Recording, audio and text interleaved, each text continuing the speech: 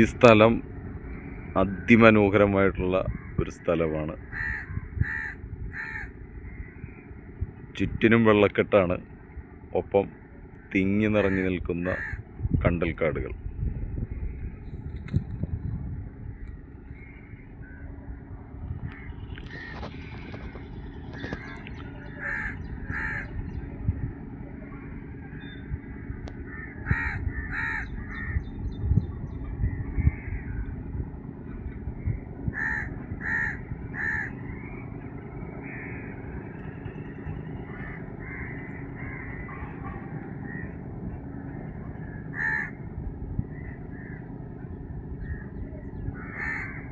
വെള്ളത്തിലേക്കൊന്ന് സൂക്ഷിച്ചു നോക്കിയേ, ഓളം വരുന്നത് കാണാൻ എന്ത് ഭംഗിയല്ലേ. കണ്ടോ വാവേ, ഇവിടെ നോക്കൂ വാവേ, എന്ത് ഭംഗി.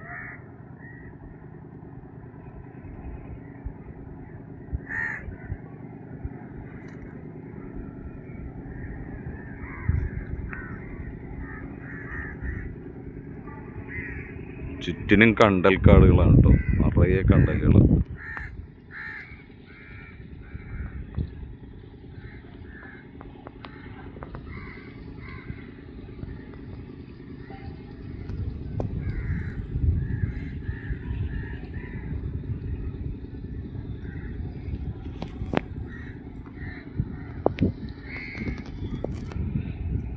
ജീവൻ്റെ ഇറ്റില്ലങ്ങളെന്നറിയപ്പെടുന്ന കണ്ടൽക്കാടുകൾ അല്ലേ. കണ്ടൽ ഒരുപാട് പ്രത്യേകതകളുണ്ട്. സുനാമി തിരമാലകളെ പോലും പിടിച്ചു നിർത്താൻ കഴിവുള്ള കണ്ടൽക്കാടുകൾ.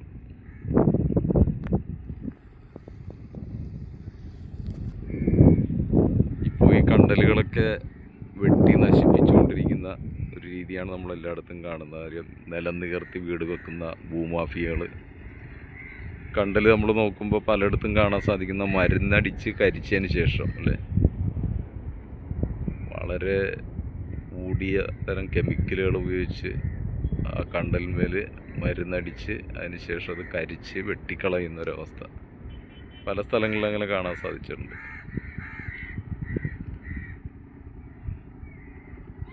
160ഓളം കണ്ടലുകളാണ് ഉണ്ടെന്നുള്ളതാണ് എൻ്റെ ഒരു അറിവ്. നമ്മുടെ ഈ പൊതുവെ കണ്ടുവരുന്ന കണ്ടലുകൾ നക്ഷത്ര കണ്ടലുകൾ, വള്ളിക്കണ്ടലുകൾ, പിന്നെ ഉപ്പത്തി കണ്ടലിൽ തന്നെ ഇവിടുന്ന ഒരു ഇനമാണ് ഉപ്പത്തി. അത് ധാരാളമായി കാണുന്നു ഉപ്പത്തി.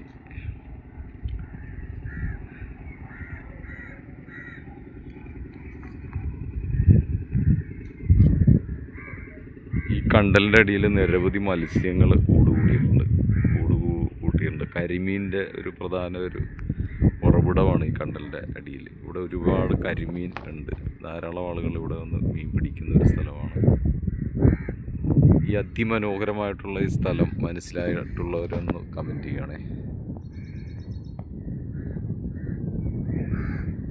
ചുറ്റിനും കണ്ടലുകളും നിറയെ തെങ്ങുകളും ഒക്കെ നിറഞ്ഞു നിൽക്കുന്ന അതിമനോഹരമായിട്ടുള്ളൊരു പ്ലേസാണിത്.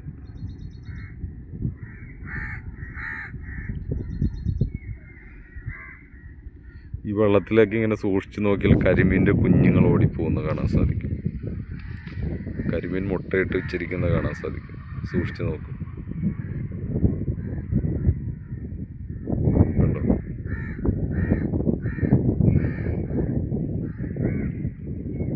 പ്രകൃതി രമണീയമായിട്ടുള്ള ഒരു സ്ഥലമാണ്. അതിമനോഹരം. നല്ല കാറ്റും ഉണ്ട് ഇവിടെ കേട്ടോ.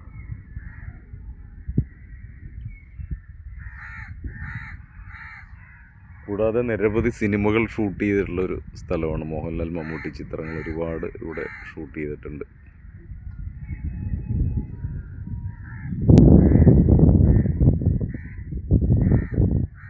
നാല് വശവും വെള്ളവും അതുപോലെ തന്നെ വരമ്പുകളുമാണ്. ഇവിടെ നിരവധി മത്സ്യകൃഷി നടത്തുന്ന ഒരു സ്ഥലവും കൂടിയാണ്. അതായത് ചാലുകളാണ്, മത്സ്യബന്ധന ചാലുകളുണ്ട്. അതുപോലെ തന്നെ മത്സ്യം വളർത്തുന്ന സ്ഥലങ്ങളുണ്ട്. ചെമ്മീൻ കൃഷി ചെയ്യുന്ന സ്ഥലമുണ്ട്. കണ്ടോ, ഒരു വണ്ടി അതിൽ കടന്നു വരുന്നതുകൊണ്ട് അത് അതിലൊരു വരമ്പ്, ഒരു ചെറിയ റോഡാണ് കാണുന്നത്.